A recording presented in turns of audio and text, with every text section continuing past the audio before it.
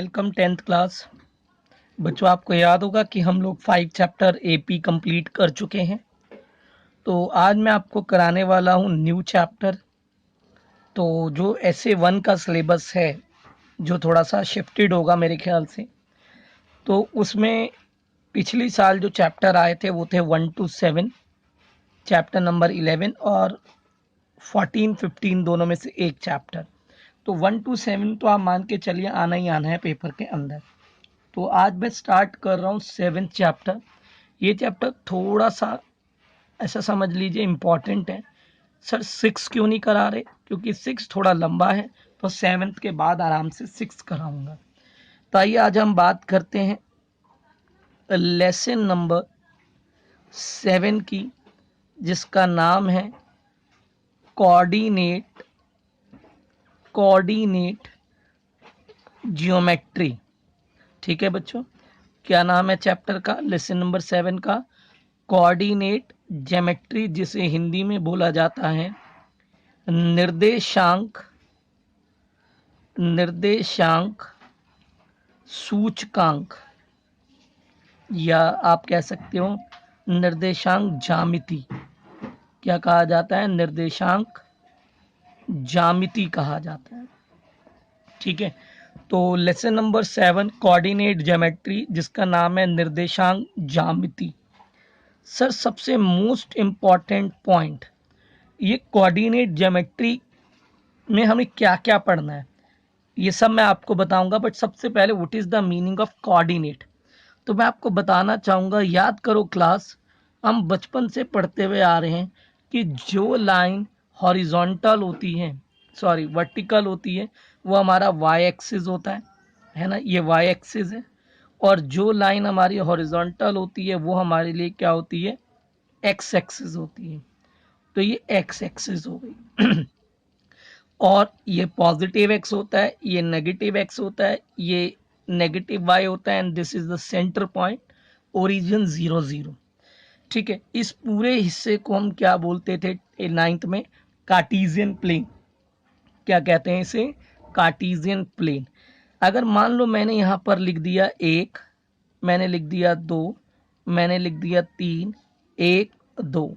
अब जरा सोचो, अगर मैं 3 से गाड़ी को आगे बढ़ाऊं, ठीक है, और यहाँ से 2 से गाड़ी को आगे बढ़ाऊं, तो वो दोनों यहाँ पर आके मिलेंगे। तो याद करो 9th में हम इसे क्या बोलते थे? 3,2, यानी x वाली वैल्यू को 3, y वाली वैल्यू को 2, यानी ये पॉइंट हो गया 3,2, है ना। इस 3,2 को ही बेटा क्या कहा जाता है? कोऑर्डिनेट कहा जाता है। क्या कहा जाता है? कोऑर्डिनेट। ये x होता है, ये y होता है, और इस x y के पेयर को ही हम कोऑर्डिनेट या हिंदी में निर्देशांक कहते हैं। तो अगर आपसे कोई पूछे व्हाट इज कोऑर्डिनेट, तो कोऑर्डिनेट का मतलब होता है the pair of x and y। लेकिन बच्चों, यहाँ तो ज्योमेट्री भी लिखा हुआ है, तो अभी तो मैंने सिर्फ इसका मीनिंग बताया। अभी ज्योमेट्री का क्या मतलब हुआ? तो ज्योमेट्री का मीनिंग नहीं बता रहा, मैं सिर्फ ये बता रहा हूँ कि कोऑर्डिनेट ज्योमेट्री का मतलब क्या है। मतलब ये है कि जैसे मान लो ये लाइन है और मैं आपसे बोलूं कि इस लाइन की लंबाई निकालो, तो आप क्या करोगे? आप स्केल लाओगे और यहाँ से यहाँ तक स्केल को ऐसे रखोगे, और रखने के बाद मेज़र करके बता दोगे कि सर इसकी लंबाई 5 सेंटीमीटर है या 3 सेंटीमीटर है ना, यही करोगे। तो ये जो हम करते हैं, लेंथ को मापना, एरिया निकालना, दूरी निकालना, ये सब किस में आता है? ज्योमेट्री में। और अगर अब यही काम हम कोऑर्डिनेट की मदद से करने लग जाएं, मतलब जैसे मान लेते हैं ये वाला कोऑर्डिनेट 3 2 है, ये वाला कोऑर्डिनेट 11 2 है, और इसकी लंबाई स्केल के बजाय हम इस कोऑर्डिनेट से निकालते हैं, किसी ट्रायंगल का एरिया कोऑर्डिनेट से निकालते हैं, डिस्टेंस कोऑर्डिनेट से निकालते हैं, तो उस चीज को हम क्या बोलते हैं? Coordinate geometry. यानी आपसे अगर कोई पूछे कि कोऑर्डिनेट ज्योमेट्री का क्या मतलब होता है, तो आप बोलेंगे pair of X Y called coordinate.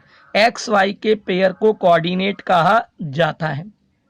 फिर अगर कोई पूछे what is the meaning of coordinate geometry, तो आप बोलोगे when we calculate length, distance, area by using this coordinate, it's called coordinate geometry, other than use of scale and compass, यानी scale और compass से जो काम होता था, अगर वही काम हम कोऑर्डिनेट से करने लगे तो उसे हम कोऑर्डिनेट ज्योमेट्री कहते हैं। ठीक है क्लास, तो उम्मीद करता हूँ चैप्टर का मीनिंग तो क्लियर हो गया होगा। अब सवाल ये उठता है कि सर हमने इसमें क्या क्या टॉपिक्स पढ़ने हैं। तो बच्चों अगर मैं टॉपिक्स की बात करूं तो कोऑर्डिनेट ज्योमेट्री में जो हमारा पहला टॉपिक है, जो फर्स्ट टॉपिक है हमारा, वो है डिस्टेंस फॉर्मूला, यानी डिस्टेंस निकालना सीखेंगे, लेंथ निकालना सीखेंगे, डिस्टेंस फॉर्मूला। इसी में विद्यार्थियों हमारा जो दूसरा टॉपिक है वो है सेक्शन फॉर्मूला। ठीक है, किसी चीज का सेक्शन करना है, बताऊंगा जब पढ़ाऊंगा क्या होता है। और तीसरा जो टॉपिक होता था एरिया ऑफ ट्राइंगल। अभी मैंने आपने सुना क्या बोला, होता था, क्यों? क्योंकि अभी 2-3 दिन पहले ही सिलेबस में बदलाव करके एरिया ऑफ ट्राइंगल टॉपिक यानी 7.3 को हमारे सिलेबस में से डिडक्ट कर दिया गया है। वैसे ये एरिया ऑफ ट्राइंगल इन दोनों टॉपिक से 1000 गुना आसान टॉपिक था, लेकिन फिर भी उन लोगों ने क्या करा, इन दोनों में से तो किसी चीज को कट नहीं करा, सिर्फ एरिया ऑफ ट्राइंगल को कट कर दिया। खैर कोई नहीं, हमारा काम थोड़ा सा आसान हो गया, हमें बस 2 ही टॉपिक पढ़ने हैं।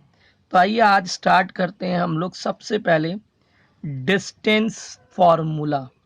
सर सबसे पहली बात, डिस्टेंस फॉर्मूला नाम से ही पता लग रहा है किस काम आएगा, डिस्टेंस निकालने। कैसे सर? मान लो ये एक लाइन है, ठीक है, और ये लाइन का ये वाला पॉइंट है x1, y1, और इस लाइन का ये वाला पॉइंट है x2, y2, है ना। ये वाली लाइन के कोऑर्डिनेट है x1, y1 और इस वाली लाइन के कोऑर्डिनेट है x2, y2। और सपोज मुझे क्या निकालना है, डिस्टेंस निकालना है।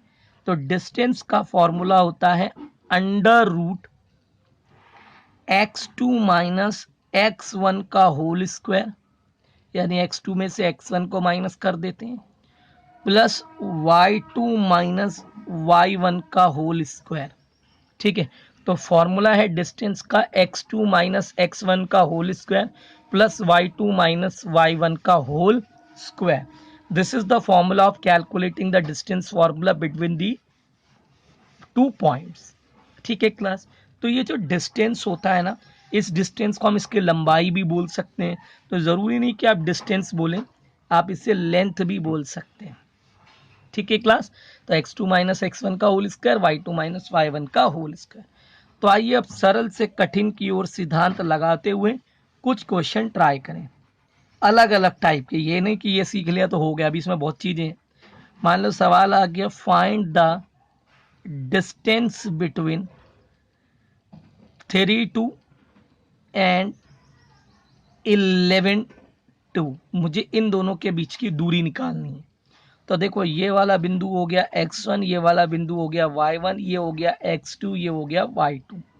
अब डिस्टेंस जो फॉर्मूला होता है वो बराबर होता है under root x2 minus x1 यानी 11 माइनस 3 का whole square plus y2 minus y1 का होल स्क्वायर यानी 2 माइनस 2 का होल स्क्वायर। अब 11 में से अगर हम 3 को माइनस करेंगे तो 8 का स्क्वायर, 2 में से 2 को माइनस करेंगे तो 0 का स्क्वायर। 8 का square 64 plus 0 equal to root 64, और 64 का रूट कितना होता है बच्चों 8। तो डिस्टेंस तो आ गया, लेकिन अगर इतना छोड़ोगे ना तो नंबर कट सकते हैं, इसके पीछे लिखना होता है यूनिट। सर यूनिट क्यों लिखते हैं? एक बात बताओ, हमें क्या पता ये 3 सेंटीमीटर है या मीटर है, ठीक है ना, इसीलिए यूनिट जब हमें नहीं पता तो हम खाली यूनिट वर्ड लिख देते हैं। तो ये लिखना बहुत ज़रूरी है, नहीं तो आधा नंबर कटेगा। तो आइए फिर हम लोग बात करते हैं अगले क्वेश्चन की। ये देखिए क्लास, हमारे पास अगला सवाल ये रहा, लिखा हुआ है फाइंड द डिस्टेंस बिटवीन -1, 3, 2, -3। इन दोनों के बीच में मुझे डिस्टेंस निकालना है। तो देखो ये हो गया मेरा x1, ये हो गया मेरा y1, ये हो गया x2 और ये हो गया y2। अब पहले हम बोलेंगे कि डिस्टेंस फॉर्मूला होता है distance is equal to under root x2 minus x1 का whole square plus y2 minus y1 का होल स्क्वायर। अब ज़रा दिमाग की बत्ती जला लो, x2 कितना है 2 माइनस x1, लेकिन ये तो पहले से ही माइनस है तो यहाँ प्लस हो जाएगा, whole square plus y2 minus 3 minus y1 यानी 3 का होल स्क्वायर। तो 2 और 1 को जोड़ेंगे तो ये आ गया 3 का स्क्वायर, माइनस माइनस हो गया प्लस 6 का स्क्वायर। तो ये मेरे पास आ गया 3 का स्क्वायर 9 और इसका 36, जोड़ेंगे तो 45। 45 का रूट नहीं होता तो हम लोग इसे क्या लिख देंगे, रूट 45 यूनिट। ठीक है क्लास, तो उम्मीद करता हूँ कि आपको डिस्टेंस निकालना तो आ गया होगा। तो आइए अब हम बात करते हैं अपने सेकंड टॉपिक की। मैंने कहा ना इसमें छोटे छोटे टॉपिक्स हैं।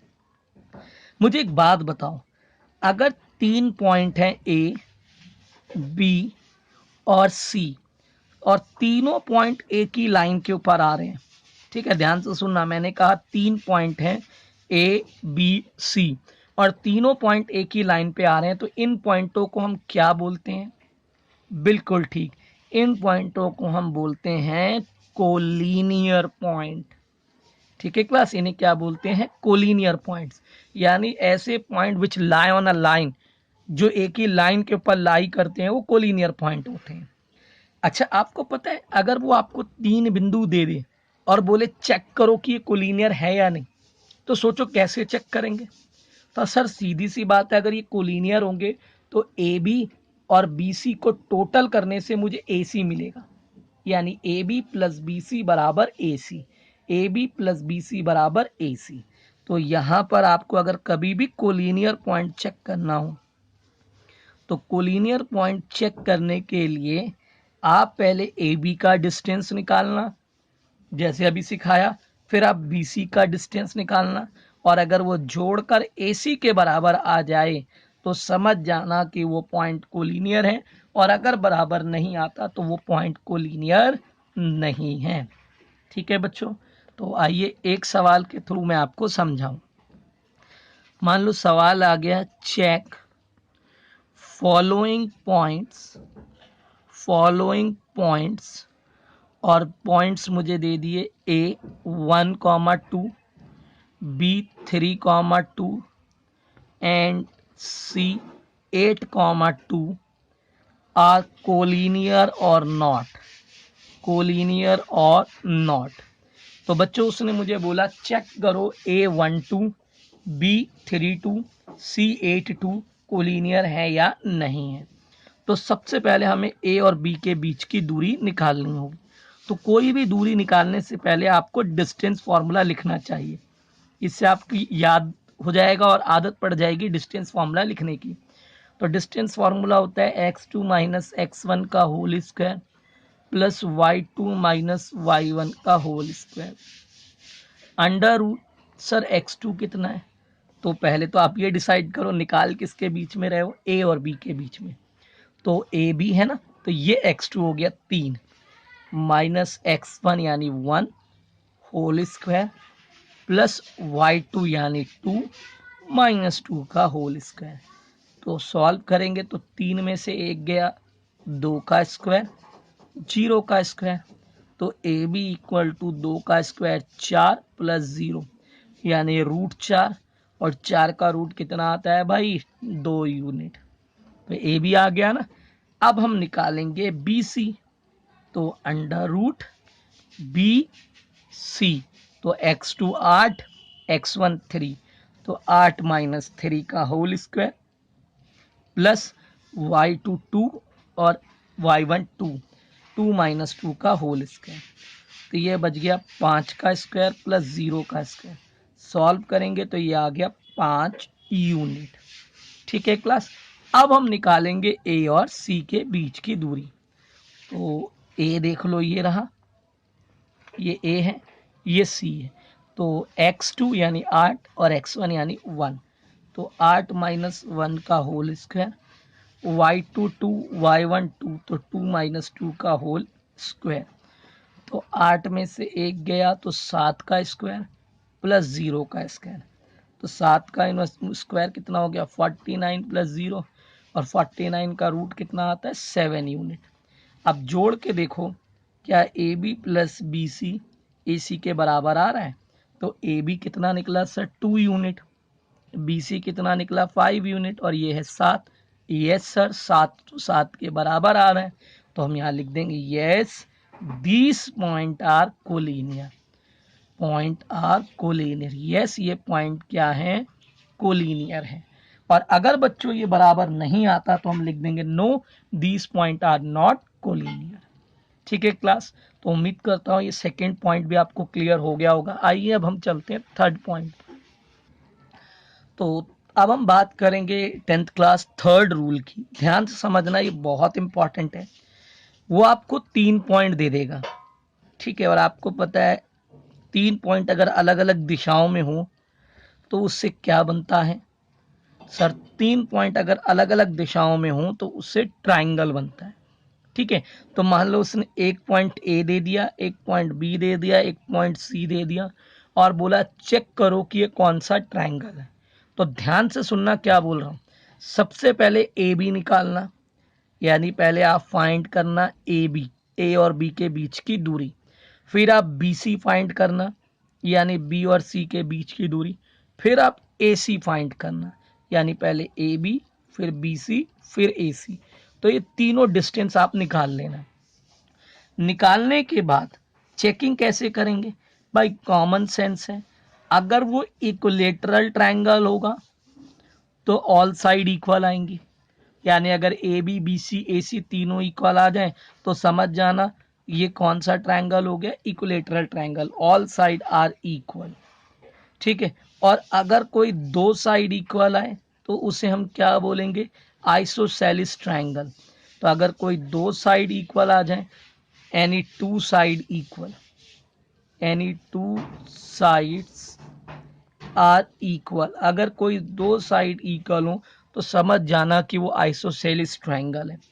स्केलर ट्रायंगल, स्केलर ट्रायंगल का मतलब है कि अगर कोई भी साइड इक्वल ना हो, नो साइड इक्वल, तो समझ जाइएगा कि वो कौन सा ट्रायंगल है? स्केलर ट्रायंगल है। ये स्केलन ट्रायंगल भी बोलते हैं। और क्लास अगर राइट एंगल ट्रायंगल प्रूफ करने के लिए बोले, राइट एंगल ट्रायंगल प्रूफ करने के लिए बोले, तो उस केस में आप क्या करना? सबसे पहले जो हाइपोटेनस है, यानी बड़ी वाली है, ए बी बी सी ए सी में जो बड़ी है उससे हाइपोटेनस मान लेना। और अगर उसका square perpendicular square plus base square, यानी ये चीज सेटिस्फाई हो जाए पाइथागोरस थ्योरम, तो समझ जाना कि वो राइट एंगल ट्रायंगल है। ठीक है, तो ये तरीका है जिससे हम ये पता लगाते हैं कि कौन सा ट्रायंगल है। आइए एक क्वेश्चन के थ्रू समझाऊं। सवाल आ गया, check these vertices, these vertices formed equilateral triangle और नॉट। यानी उसने साफ बोला कि चेक करो कि नीचे जो वर्टिसेस लिखे हुए हैं क्या वो इक्विलेटरल ट्रायंगल बना रहे हैं। 1 1 ए बी 4 4 एंड सी,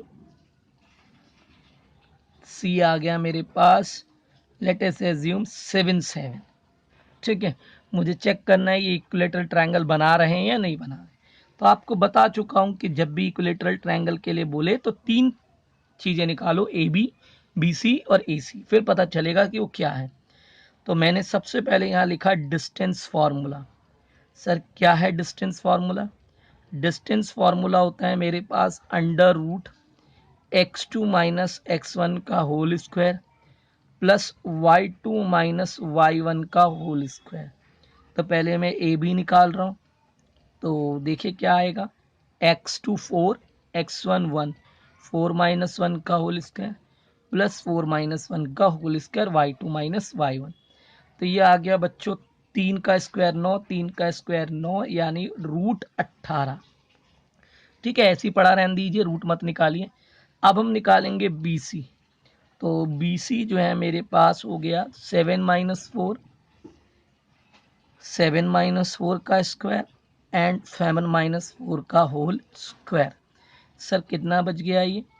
3 का स्क्वायर 3 का स्क्वायर, तो ये भी आ गया 9 प्लस 9 इक्वल टू रूट 18। अच्छा, एक गलती देखो मैं कर रहा हूँ, पीछे यूनिट नहीं लगा रहा। यूनिट लगाना बहुत ज़रूरी है। अब हम निकालेंगे ए सी, तो ए और सी के बीच की दूरी निकाली जाएगी। तो 7 - 1 होल स्क्वायर, 7 - 1 होल स्क्वायर, तो ये आ गया 6 का स्क्वायर, 6 का स्क्वायर, तो ये आ गया 36 और 36 सर 72, है ना, 72 यूनिट। अब उसने मुझे कौन सा ट्रायंगल चेक करने के लिए कहा था सर, इक्विलेटरल। तो देखिए ये 18 है रूट में, ये रूट का 18 है, ये रूट का 72 है, तो दो साइड इक्वल है बट तीनों इक्वल नहीं है, तो ये आइसोसेलिस ट्रायंगल है। लेकिन उसने हमसे तो इक्विलेटरल पूछा था ना, तो आप सिर्फ इतना बोल दो कि ए बी बराबर है बी सी बराबर नहीं है ए सी के, therefore A B C formed formed ABC formed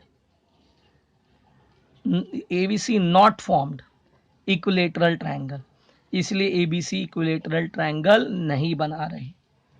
ठीक है क्लास, उम्मीद करता हूँ ये बात भी समझ में आ गई होगी।